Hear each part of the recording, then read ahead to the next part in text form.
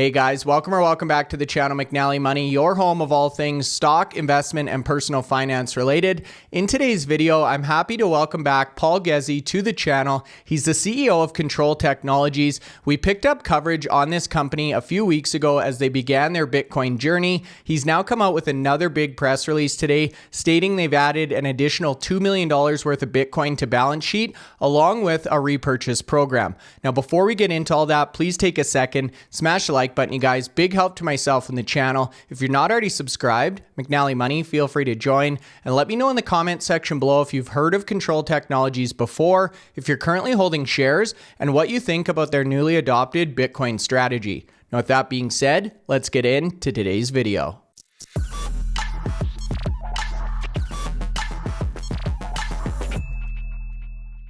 Okay guys, so that's right. Today's video, we have Paul Ghezzi back from Kontrol Technologies. We picked up on this story a couple of weeks ago. Paul, you've adopted a Bitcoin balance sheet strategy at your company, a big press release today that we want to get into. But before we do, you're listed in Canada, obviously a Canadian company, but we had a major development in the United States this week in terms of the US federal election. So I wanted to get your thoughts on that as it pertains to Bitcoin and kind of your outlook on this space overall, Paul.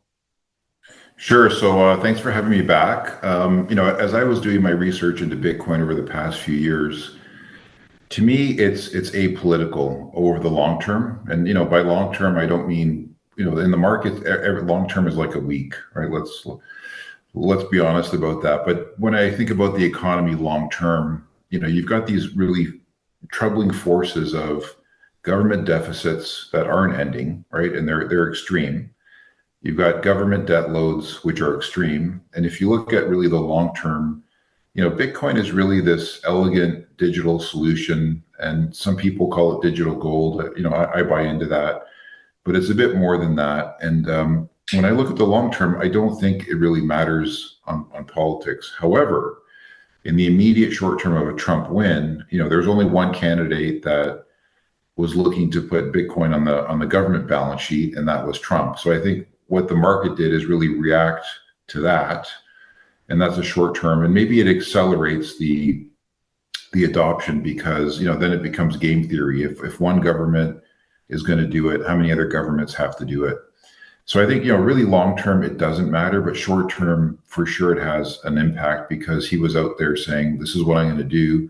Now he has to fulfill on that, and I think the market's reacted well, and I think if it ends up on the balance sheet, who knows what could happen. But he's the only candidate that said that. The other candidate basically said, we'll be nicer, and didn't really have a policy. So I think from that perspective, short term versus long term, that's how I view it. And obviously the market has reacted positively to that. Yeah, most definitely. We obviously follow a lot of Bitcoin news on the channel. I've seen RFK Jr. along with Trump have now appointed or have plans to appoint around 250 pro-Bitcoiners into the White House. We had Dennis Porter on last week, Paul, who's actually a big advocate, runs the Satoshi Action Fund.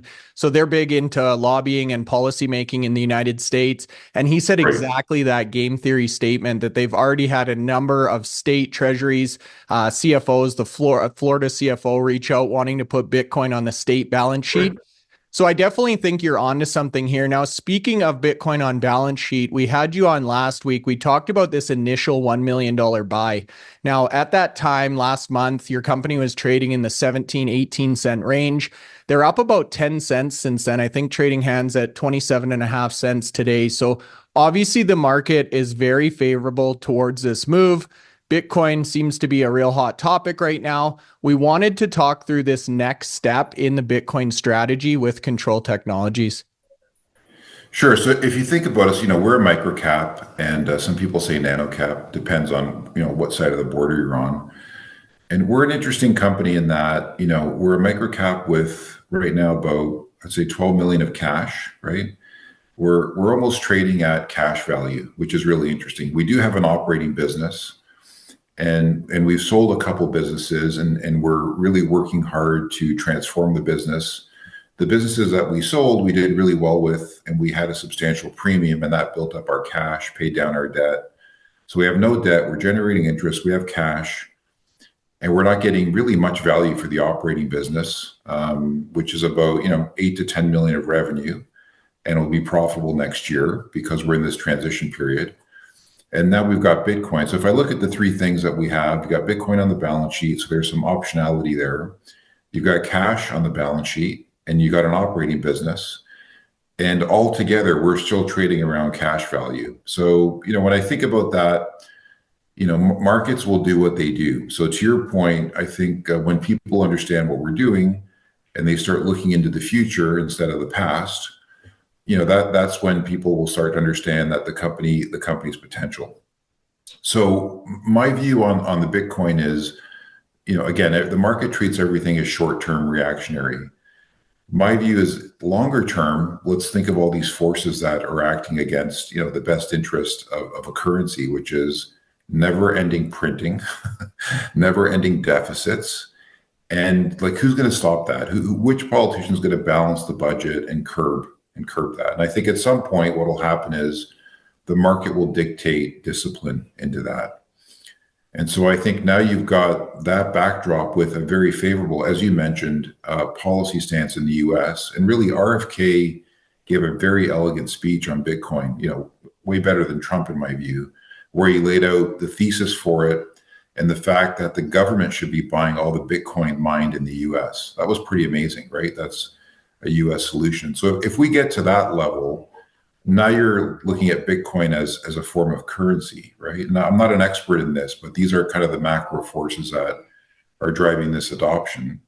So for me, it makes sense to have a portion of your assets. If you've got cash, and you've got that ability to buy Bitcoin. So now we're increasing that in a very systematic way where we're doing monthly purchases to grow that.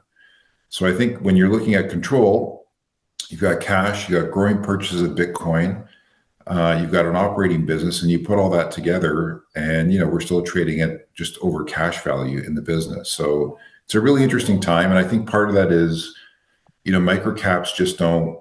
They're not in favor in this current environment, right? What's in favor right now is large caps, and you've been around, quite a while, not as long as I have, but that these cycles turn, and when they turn to microcaps, it can be pretty quick on the turn. So I think we've got some optionality, we've got a good strategy. We're going to grow the business, and we think about it from a long-term perspective, not like what's happening tomorrow. And why did you do this yesterday and tomorrow? But that's kind of the market we live in. We have to be honest about that, right? So. No, I appreciate the transparency, and I like the longer term outlook here. Now, I just wanted to drill into the specifics for people who are maybe unfamiliar. So you purchased an initial $1 million worth of Bitcoin on your initial buy. Now you've come out with 2 million additional for a total of 3. Is that correct, Paul? That's correct. And that'll be done monthly over 4 months. Okay. And the view there is it smooths out some of the volatility, as we know, and Michael Saylor loves to say, the volatility is a feature, not a bug, right? And so it is very volatile, and I think the monthly purchases, smooth out some of that volatility for a long-term ownership perspective, and going forward after this next $2 million buy. There's other opportunities for us to scale and continue to grow from future cash flows. And, and if we look out 10 years, we're going to continue building that as part of our balance sheet. So I think this is really just the beginning. We're excited about where it can go from a long-term perspective. And now you've got favorable policy in the short term. Yeah, not to mention the ETF. I think this year with the ETF volumes, we've seen the inflows, the policy, the election. There's just so many macro catalysts. It's really hard to turn a blind eye to Bitcoin and the adoption. Now, the other piece of this article that caught my attention, as you know, Paul, we do a lot of work with the miners. They're heavily involved in data center construction, AI, HPC. You also mentioned with your operating business, which maybe you can refresh people on as well. You've actually already worked with some data centers. You've got partnerships in place. I think you mentioned with 3 data center companies. So can you fill that out a little bit for people who are unfamiliar? Sure. So primarily what we do is work with large companies that have large buildings, and that could be commercial, industrial data centers, an example, where we're working with them on their HVAC systems, heating and cooling, but also optimizing for energy. and monitoring in real time. So with the data center, we have 3 data center customers, and what we're doing for them is optimizing in real time and helping them manage their real time energy use. So that's more of a software opportunity. From that perspective, they're growing and we're growing with them. And really what our focus is more data centers and also start to work with the miners on some of these opportunities. That's something that we're working hard on. It takes time to build those inroads and relationships, but certainly having 3 data centers as customers currently is good pedigree for the future. And I think, power consumption, energy consumption, it's a never-ending problem. And being as efficient as you can is part of the solution. Other sources of energy are part of the solution. And using that energy more effectively is part of that solution. So we're in the mix, and we definitely want to grow that part of our business. Yeah, makes sense. You call it a never-ending problem. I call it a never-ending opportunity. It seems more and Absolutely. more Right. people, Right. they want power. They want power consumption. We looked at that table in our last video about countries that are rich, have high GDP, Yeah. high net worth. They're all heavy Right. power consumers. And your company is just really right in the right spot at the right time between the Bitcoin, the data centers, the AI, the power consumption. So it does fit the story nicely here, Paul. So I appreciate the time today. We've covered a lot. I know there's a lot of developments going on internally at Kontrol Technologies. What should people be watching for next here? For sure. So I think, we've positioned the business. We're smaller than we used to be because we've sold 2 operating units, and that really was part of our strategy. The part of the business that we're in now is very high gross margin, so we're running at about 50%.